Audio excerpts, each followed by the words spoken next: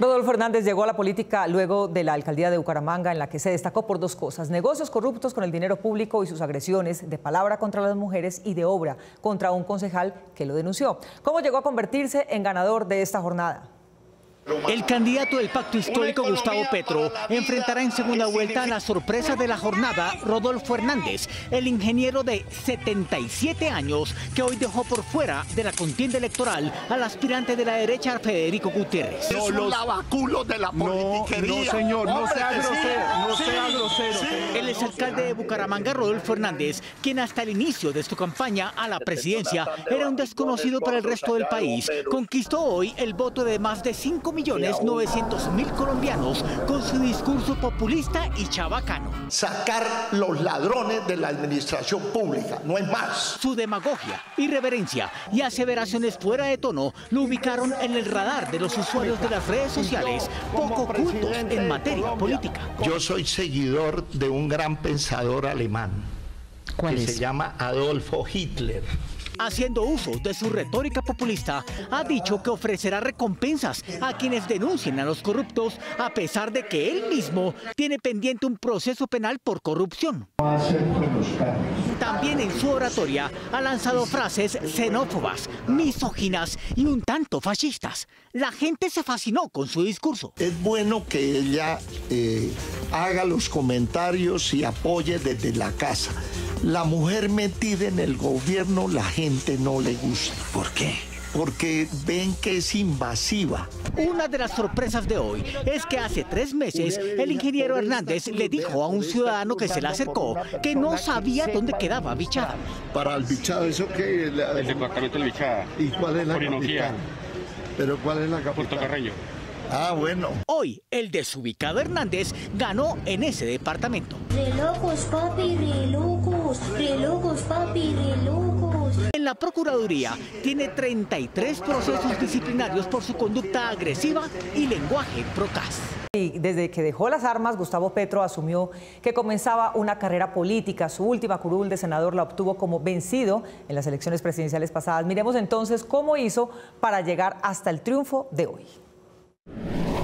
Sus estrategas de comunicaciones y de contenido le recomendaron pasar de la gran oratoria que tiene a ser un buen escucha, particularmente de los sectores más vulnerables y de los jóvenes. El descontento general con el gobierno y la deficiente gestión de la pandemia, en la que se agudizaron el desempleo, la desigualdad y el hambre, fueron canalizados y bien leídos por la campaña del Pacto Histórico, que plantearon soluciones a mediano y largo plazo. La indignación del pueblo colombiano, cansado de un gobierno indolente e inepto que no resolvió ni el desempleo ni el hambre y que no paró las violencias, hizo trizas la paz y la seguridad. Desde la dirección de la campaña y el comité de debates, fue trazada una agenda de trabajo concentrada en Antioquia, Atlántico, Santander y Valle del Cauca, además del Distrito Capital. Y en las 10 ciudades donde viven 18.1 millones de ciudadanos aptos para votar.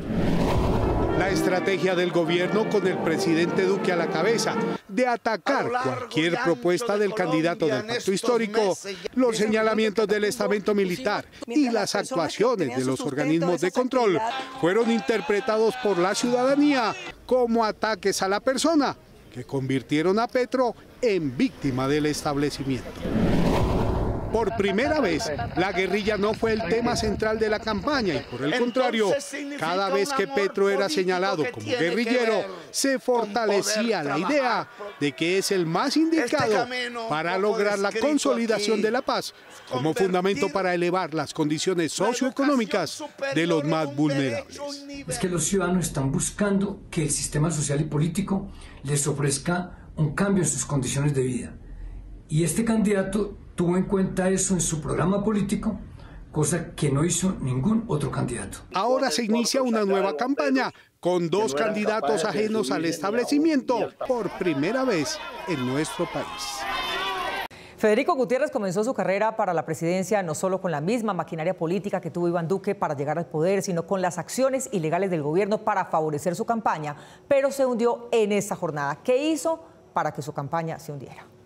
Cuando trabajamos juntos y unidos, los resultados se ven. La derrota de Federico Gutiérrez se vislumbraba en algunas encuestas por el repentino ascenso de Rodolfo Hernández, que sin embargo no se veía posible por la pintoresca y superficial personalidad de este santanderiano desconocido y poco culto.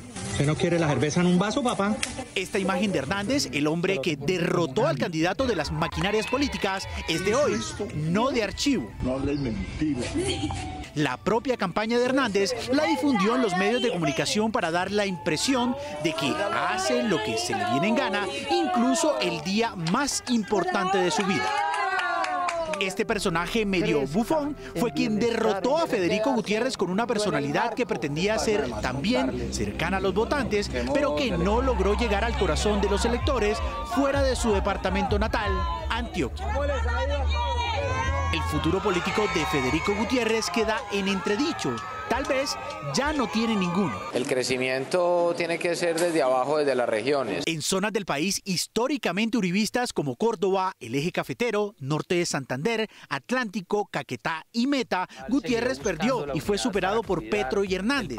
Perdió también en el Huila, en donde se pensaba que era fuerte por ser su fórmula vicepresidencial, oriundo de ese departamento, Rodrigo Lara, exalcalde de Neiva. Otra sorpresa del día es la derrota del uribismo. Por primera vez en este siglo no tuvieron candidato propio, tuvieron que adherir a otro que, aunque amigo, se había lanzado como independiente.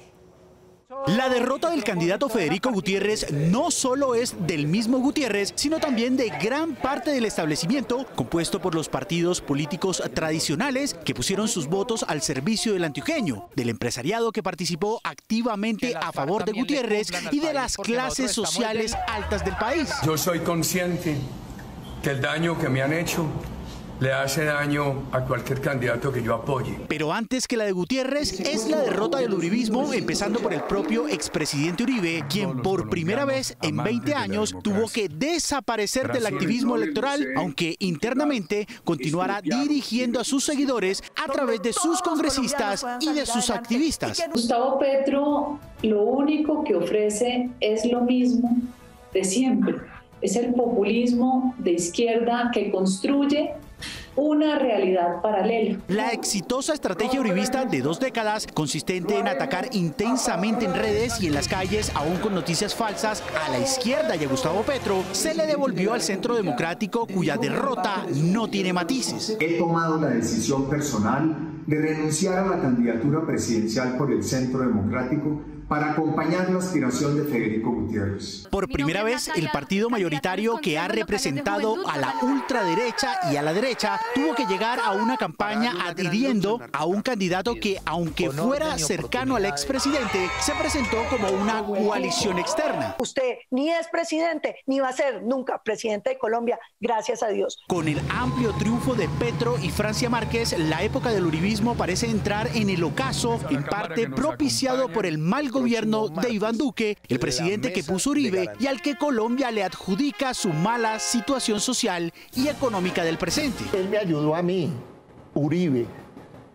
No el Centro Democrático, él. El paso de un desconocido que representa más un populismo de corte latinoamericano también simboliza el descalabro de Uribe, aunque puede decirse que este animal político está herido pero no vencido definitivamente. Todavía se le puede ver, como está ocurriendo en estas primeras horas después de los resultados, uniéndose a Rodolfo Hernández junto con sus alfiles y atrapándolo en sus redes. Rodolfista de corazón.